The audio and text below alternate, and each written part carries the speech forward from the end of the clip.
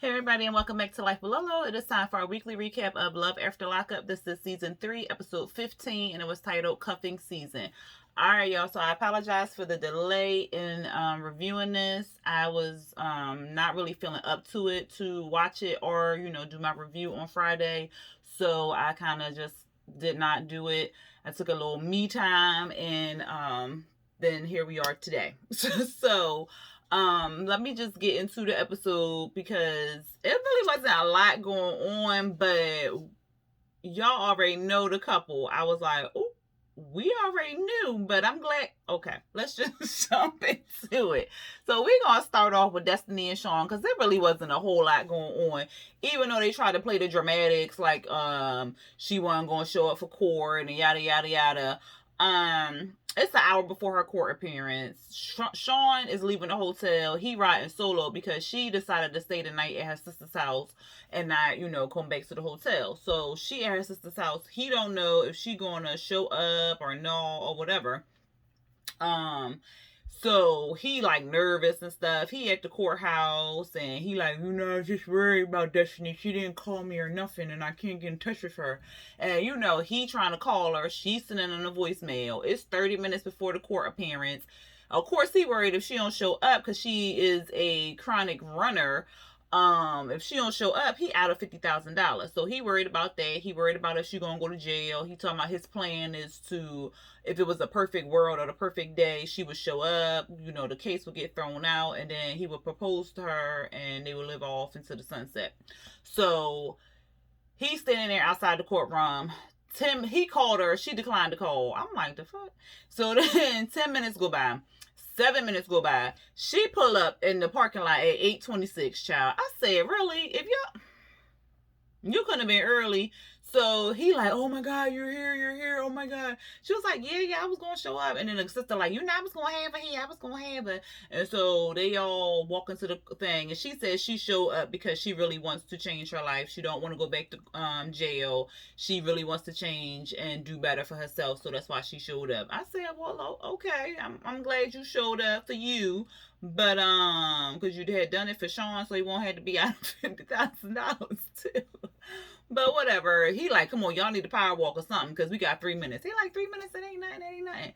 They walk into the courtroom and that was it. That's all we really saw about them. Christiana and John. Well, no, let's get into Dylan and Heather, child. Dylan and Heather.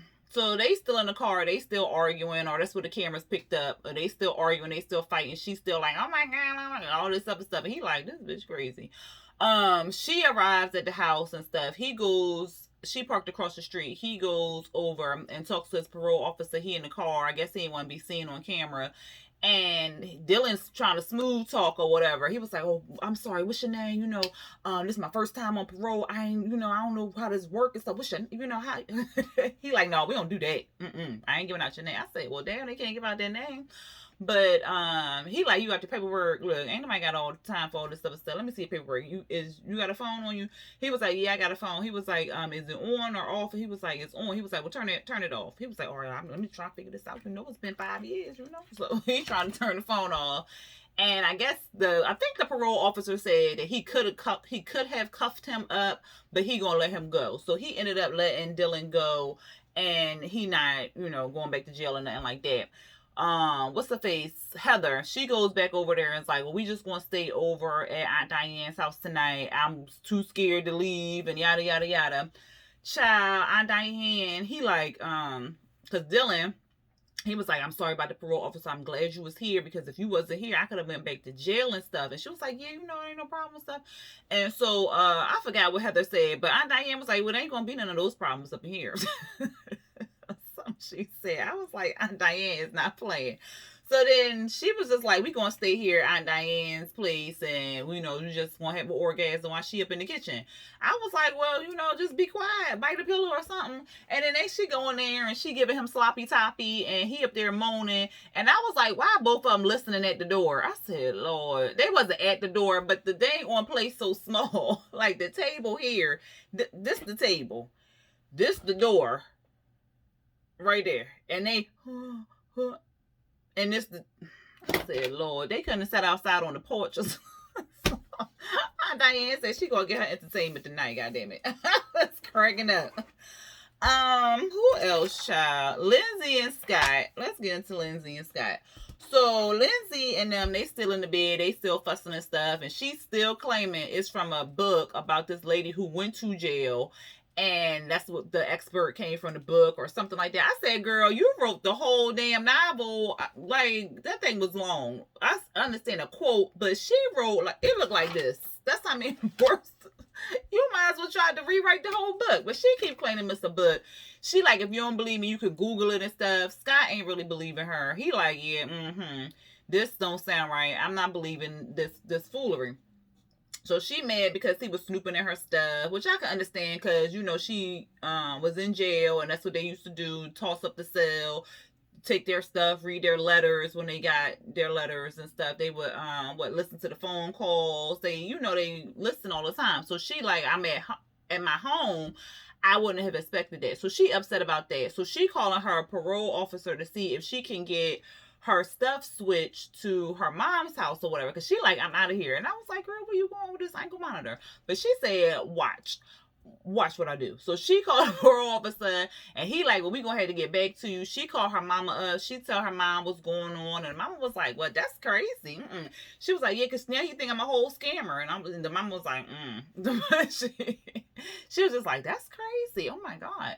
So then she called the parole officer back again, was like, well, I called earlier today and do you have any updates? They was like, we gonna have to wait till Monday, girl. It's Friday and they already left the office, so you gonna have to wait till Monday. So then she like, oh my God, now I'm gonna have to wait a couple more days. This is crazy. So then she started going off on Scott about how the house not done, how her daughter can't be there, and all this other stuff. And I'm like, girl, you is really going around what his topic was. Like, what did this guy do with your daughter? And then she, oh, my daughter ain't living with me. I'm not used to my child not being around me. And so I said, but you was just in jail.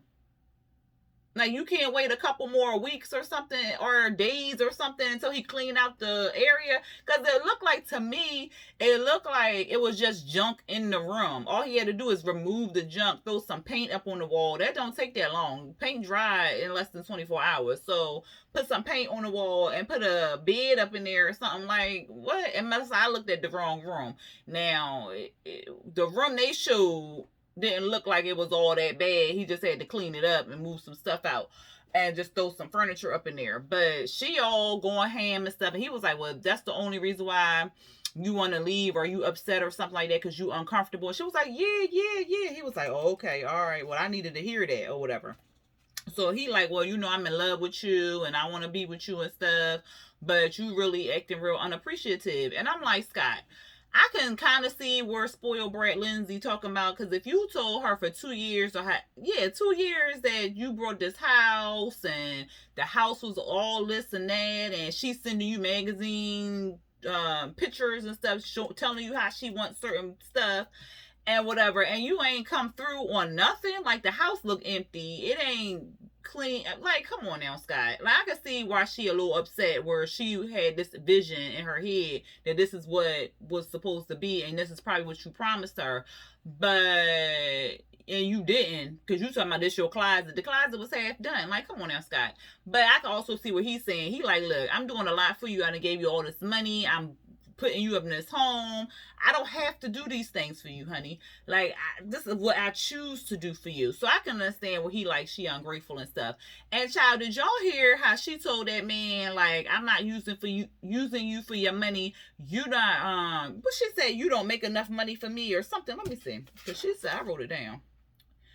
Yeah, she was like, I don't need your money. You don't make enough money for me. I was just like, well, what money you got, Lindsay? Somebody tell me something, because what money she got?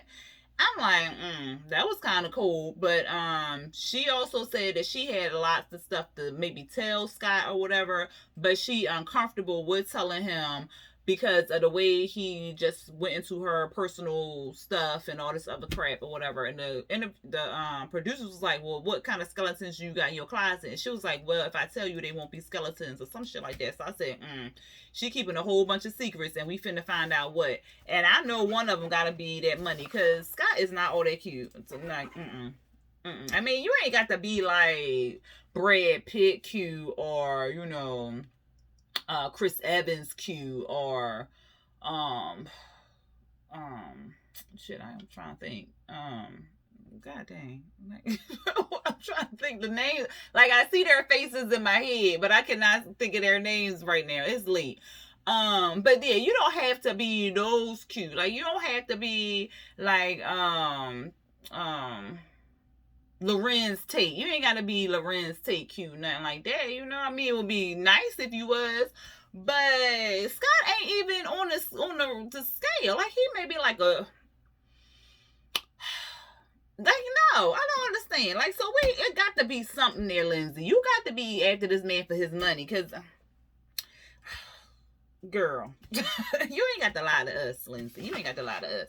Anyway, y'all, let's move on to this couple right here, Shonda and Tyrese.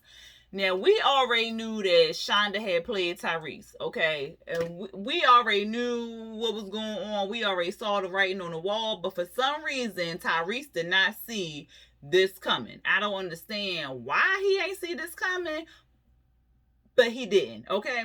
So we see him, he working out and stuff like that, and his phone ringing. He like, oh, that might be her. So he jump up for the phone. He like, goddamn scammers. So then he put the phone down, and he like, it's been 3 months. He ain't heard from her.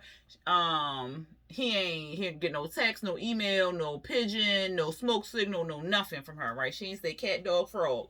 So then we see a little note on the thing. It was like, she stopped returning phone calls to the production shortly after she stopped talking to Tyrice when she got on that bus. She pretty much stopped talking to production, everybody. So we see her child. She sit down in that interview chair. I said, well, she ain't in jail. Well, I already knew she wasn't in jail. She just ain't want to deal with him no more. Or she ain't need him no more, whatever. So they like, well, thank you for taking the interview. And she was like, yeah, I just needed to get this over and done with or whatever. So she started telling us how she enjoyed Tyrice while he was in jail. How she said when she saw him in that doggone bus station, she was like, that. What she say? It's not funny, but it's kind of funny.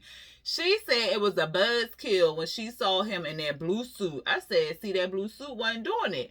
She said, that kiss, it didn't really mean nothing.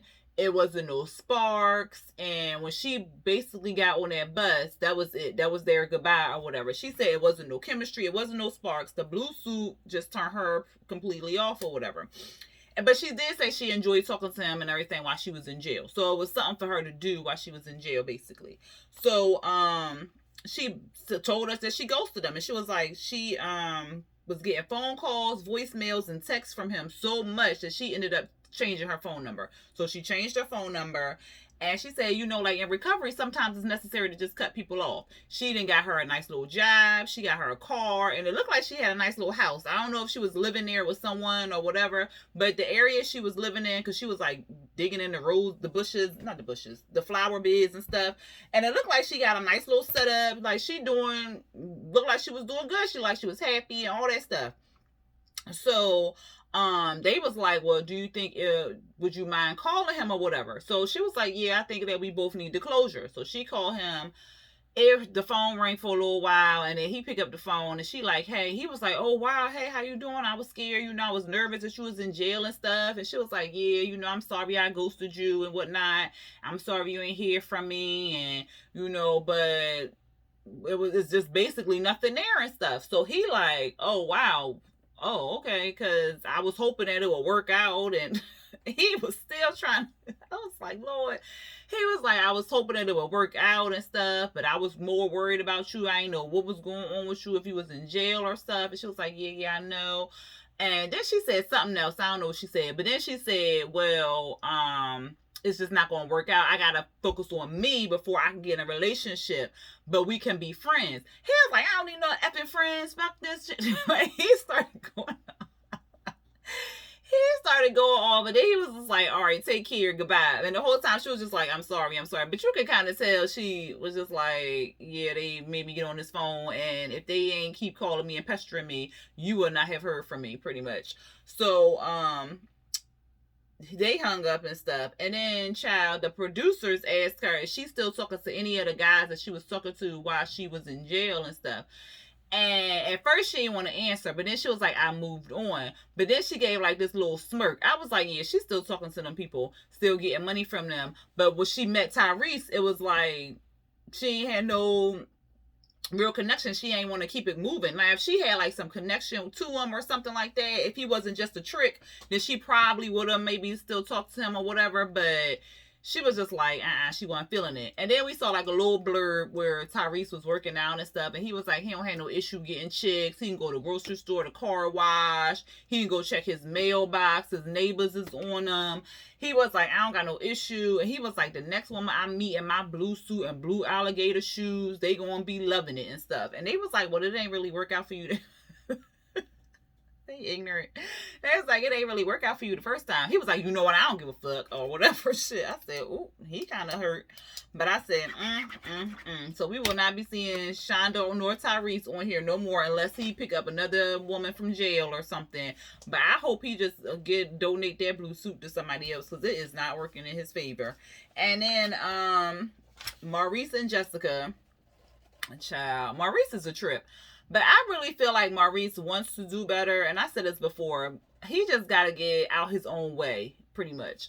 Because, let's get into it. So they're going to her family's house, her mom and dad's house and stuff, and they meeting up and whatever. And Maurice is like, he didn't really have a connection with his dad. He stopped talking to his dad like as a teenager or whatever. So he's excited to have some time with her dad and stuff. And he was like, I'm happy to meet Pops, and hopefully we have like some little son and dad time and stuff like that. So he sounds like he is just like this little kid who just want a father to love him or a family to love him and stuff like that. So I really hope it works out for them, in this case. But for something is telling me Maurice gonna F up. Something is telling me he gonna F up. But at any rate, they get out the car and go in the house. She was like, look, don't tell them we pregnant. He was like, all right, no problem, I promise. I said, Maurice can't hold water. He gonna tell somebody that she pregnant. And sure enough, he ended up telling the daddy, because the mom and they all sitting at the table, and she like, well, y'all gonna go out there and weld and stuff. He was like, oh yeah, I was interested in welding. Like, if plan A or plan B ain't work, that was gonna be the next one and stuff. So the dad was like, well, it's gonna take a long time. You ain't gonna learn everything in one, little hour and stuff. He was like, all right, whatever. So the mama and why am I about to call that child Lindsay? The mama and Jessica, they go shopping. Dave, which is the daddy name, and Maurice, they out in the garage. He teaching him how to weld and stuff. And it was like a cute little moment, because the daddy welded some little things, like two steel pieces together, and then Maurice tried to, copy it and stuff. And it was really cute. It was a cute little moment. And so Maurice is like, I want to be there for my children. I want to help, be there for my family. I need a job. I need money and stuff. And the dad like, yo, the jury's still out on him. He got to prove himself to see if he going to be a good fit or whatever for my daughter. And, I mean, he just looking out for his child or whatever. So he's saying, like, as long as he don't F up, he got my, my support and stuff like that. So Maurice is basically saying, like, he need to do all this stuff because he wants to, take care of his family and stuff. And the dad, like, family, he was like, yeah.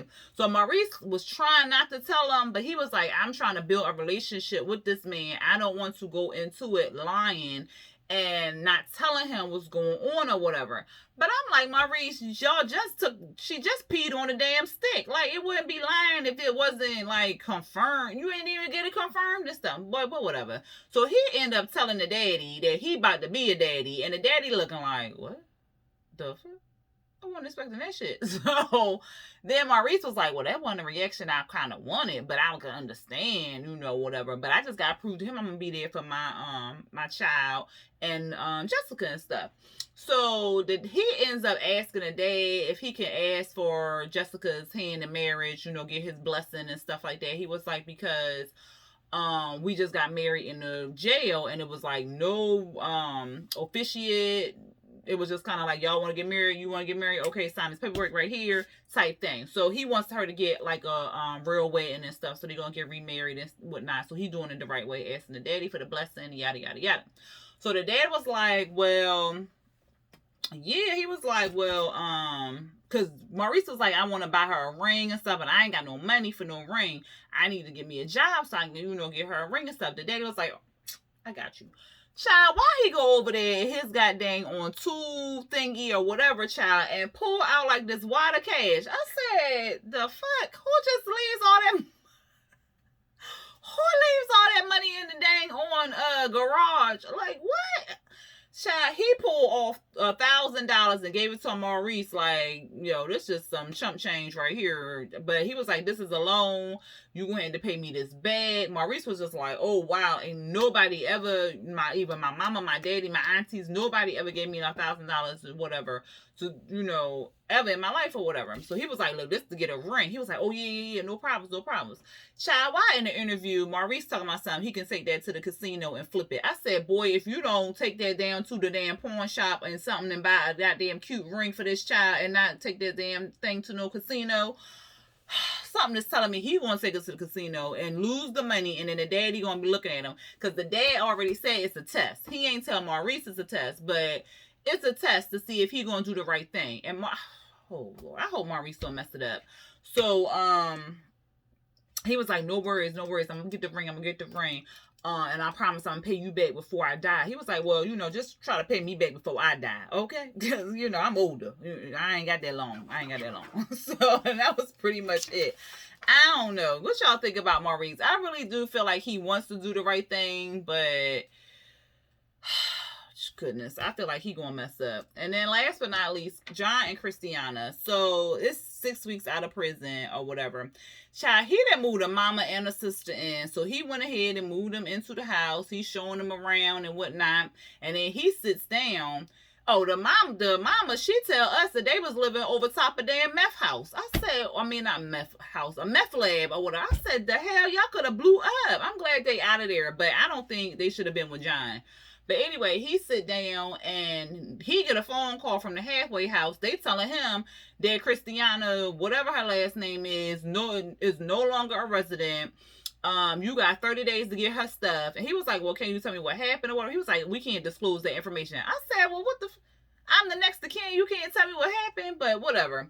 So he like, oh my God, what's going on? And the mama and sister like, yeah, we used to this. Like, you new to this. We true to this. So like, ain't nothing you can really do. If you find her, she gonna run. You can't be going around Dubuque. Because he like, well, I'm going to go around Dubuque and find her. Mama was like, don't be doing that. You will get shot, okay? You can't be knocking on no doors. You can't be doing none of that stuff.